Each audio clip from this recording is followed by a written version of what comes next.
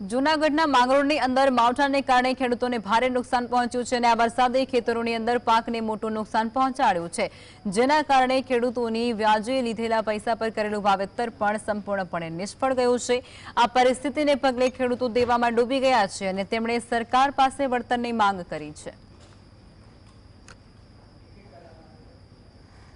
जी हाँ, तो માંગરોળ તાલુકામાં જે કમોસમી વરસાદ થયો છે અને ખાસ કરીને જે ખેડૂતોને નુકસાન થયું છે, પ્રથમ હું આપને બતાવવા માંગીશ કે જે ખેડૂતોનો પાક છે, જે મગ, અડદ સહિતના જે પાક છે, જે હાલ નિષ્ફળ થયા છે, કારણ કે એક તરફ ખેડૂતોએ તૈયાર કરેલો પાક જે ખેતરમાંથી બહાર કાઢતાની સાથે જ કમોસમી વરસાદ થતા ખેડૂતોને ક્યાંય ને ક્યાંય નુકસાની વેઠવાનો વારો આવ્યો છે। હું આપને બતાવવા માંગીશ કે જે ખેડૂતોનો જે આ પાક છે, જે હાલ નિષ્ફળ થઈ ચૂક્યો છે। આપણી સાથે કેટલાક ખેડૂતો જોડાયેલા છે, મળીશું કેટલાક ખેડૂતોને। શું કહેશો, આજે તમારો પાક જે નિષ્ફળ થયો છે, શું કહેશો?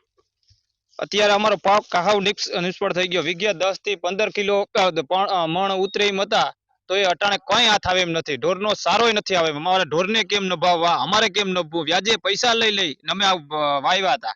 હવે અમારે કઈ રીતે નભવું, અમારે દી કેમ કાઢવા? હવે માલ નહીં રહે, માણાને બહુ તકલીફની મારી। હવે કઈ રીતે અમારે નભવામાં? સરકાર કંઈક સહાય કરે તો અમે કંઈક નભી શકીએ, બાકી તો હવે કયો રસ્તો અમારે કાઢવો? કેવી માંગ કરો? માગ તો સાહેબ અમારે અમારે વીઘે 10 થી 15 હજાર રૂપિયાની પથારી ફરી ગઈ। પાક ફેલ થઈ ગયો હાવ આખો ને। હવે આમાં કઈ છે નહીં, ઢોરું નભે એમ નથી। ચારો આખો બગડી ગયો, અડદ બગડી ગયા, 20 થી 15 મણ વીઘે નીકળે એમ હતા।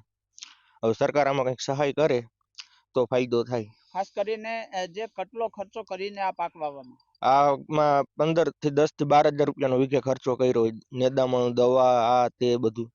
તો આ હતા ખેડૂત કે જેઓ જે ખેડૂત આગેવાન કહી રહ્યા છે કે સરકાર દ્વારા સહાય ચૂકવવાની તેઓ પણ માંગ કરશે, પરંતુ હાલ જે ચોમાસું નજીક આવી રહ્યું છે, ખેડૂતોને જે ચોમાસાનું વાવેતર કરવા માટે ખેતરો તૈયાર કરવાના બાકી છે, તે પણ હવે થઈ શકે તેવી હાલ પોઝિશન નથી। હવે ખેડૂતોનું શું થશે તે જોવાનું રહ્યું। સંજય વ્યાસ, જીએસટીવી ન્યૂઝ, માંગરોળ।